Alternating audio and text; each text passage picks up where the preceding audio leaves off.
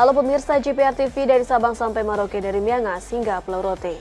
Bertemu lagi bersama saya Bilki Sabila dalam program Kominfo Newsroom.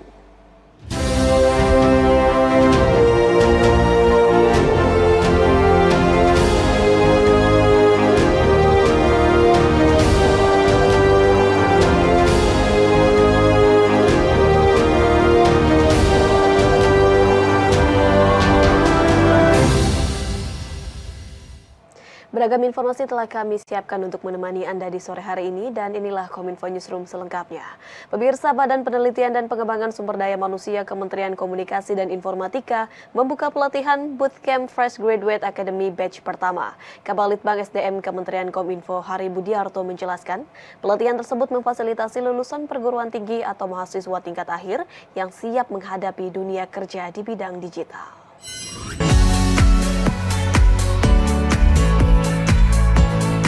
Badan Penelitian dan Pengembangan Sumber Daya Manusia Kementerian Kominfo resmi membuka pelatihan Bootcamp Fresh Graduate Academy Batch 1. Pelatihan Fresh Graduate Academy merupakan salah satu akademi dalam program Digital Talent Scholarship yang memberikan beasiswa pelatihan non-gelar untuk meningkatkan kualitas SDM di bidang teknologi dan informatika. Kepala Balitbang SDM Kementerian Kominfo Hari Budiarto dalam sambutannya menjelaskan bahwa pelatihan tersebut untuk memfasilitasi lulusan perguruan tinggi atau mahasiswa tingkat akhir yang siap dalam menghadapi dunia kerja di bidang digital. Dalam pelaksanaannya, Kementerian Kominfo juga telah bekerja sama dengan berbagai mitra seperti Metrodata Academy dan Master System Infotama untuk memperdalam pengetahuan dan keterampilan teknis bidang TIK serta pengenalan budaya kerja. Kedepannya, Hari pun berharap setelah diadakannya Bootcamp Fresh Graduate Academy ini, peserta nantinya dapat disalurkan kepada perusahaan mitra baik untuk magang maupun kesiapan untuk bekerja. Output yang diharapkan dalam kegiatan ini nantinya peserta akan disalurkan kepada perusahaan mitra, baik untuk magang maupun bekerja. Saya sendiri berharap semua yang diterima hari ini bisa lanjut dan menyelesaikan program dengan baik, sehingga dapat lulus dan diterima bekerja di perusahaan yang menjadi mitra Bootcamp FGA Batch 1 tahun 2023, yaitu Mitra Integrasi Informatika dan Master System Infotama. Pada kesempatan yang sama, dalam laporannya, Ketua Subpokja Program FGA DTS Eila Alivia Marani juga menyampaikan bahwa Bootcamp Batch 1 ini telah menyeleksi sekitar 128 peserta yang dinyatakan lulus dan diterima dalam 3 tema pelatihan, yakni meliputi Metrodata Camp Full Stack Developer, Metrodata Camp Business Analyst and Quality Assurance, dan Master System Bootcamp Network Engineer. Adapun pada hari ini sekitar 128 peserta diterima dalam program Bootcamp, di mana sekitar 30%-nya adalah perempuan. Jadi perempuan nggak kalah saing ya dengan para laki-laki. Peserta yang diterima telah melalui seleksi administrasi dari FGA yang mencakup diantaranya tentu saja telah lulus ataupun mungkin menyelesaikan skripsi, lalu dengan IPK di atas 2,9, umurnya maksimal 27 tahun, serta memiliki pelatihan DTS sebelumnya dan sertifikat keahlian lainnya.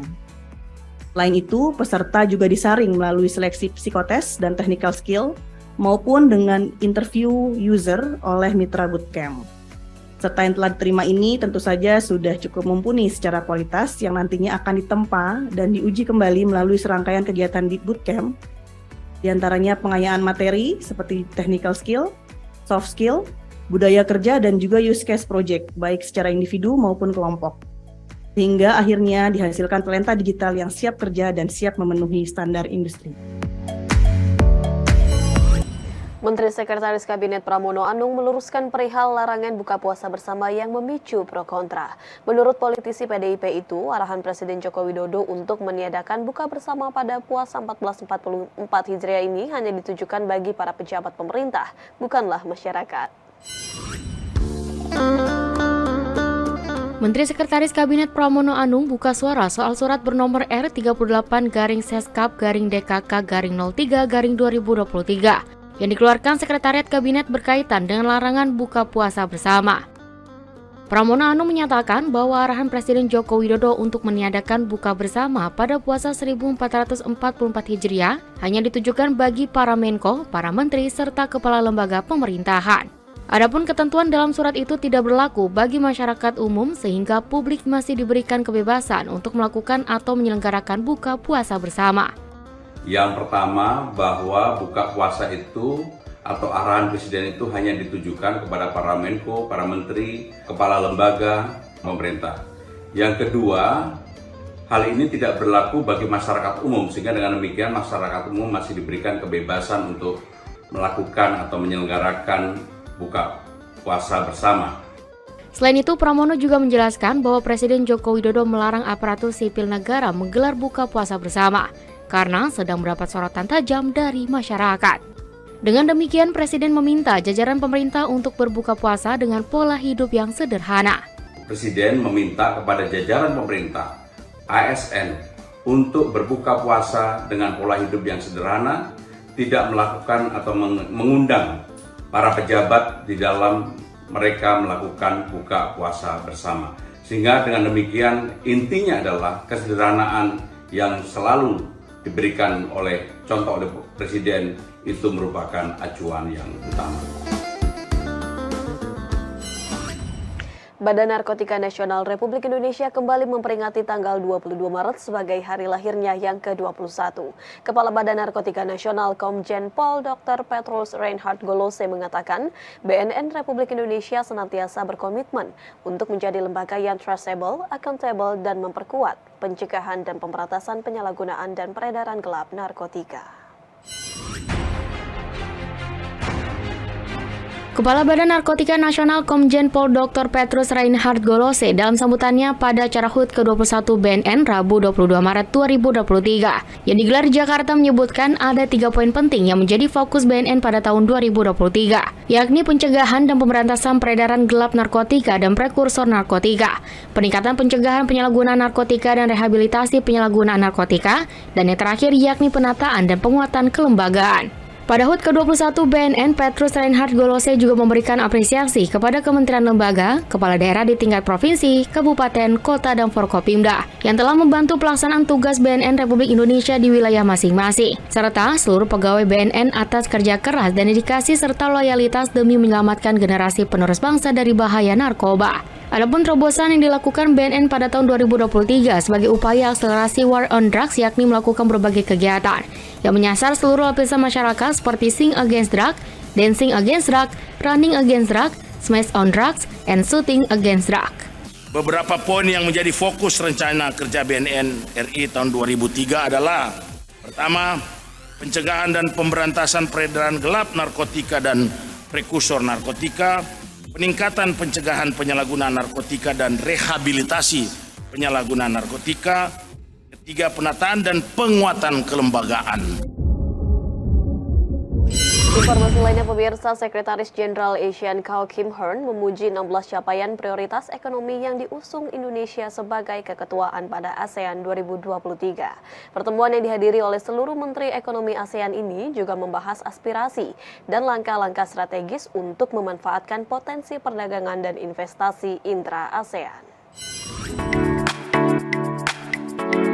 Sekretaris Jenderal ASEAN Kao Kim Hearn dalam konferensi pers di 29th Asian Economic Minister Retreat di Magelang memuji 16 capaian prioritas ekonomi yang diusung Indonesia sebagai keketuaan pada ASEAN 2023. Integrasi ekonomi ASEAN yang dicanangkan melalui 16 capaian prioritas ekonomi yang telah disahkan pada pertemuan Asian Economic Minister Retreat yang berfokus pada pemulihan dan pembangunan kembali, ekonomi digital, dan berkelanjutan. Fokus tersebut meningkatkan Asian Trade in Goods Agreement untuk memastikan tetap relevan, modern, berwawasan ke depan, dan lebih responsif terhadap perkembangan regional dan global. Kemudian menyiapkan Asian Digital Economy Framework yang berkualitas tinggi yang akan menjadi fondasi tangguh bagi ASEAN untuk menjadi ekonomi digital terkemuka, di mana arus barang, jasa, dan data yang lancar dan aman didukung dengan aturan, regulasi, infrastruktur, dan talenta. I wish to commend Indonesia, especially Minister Hassan, for introducing priority economic deliverables which are forward-looking and will pave the way for stronger regional economic integration.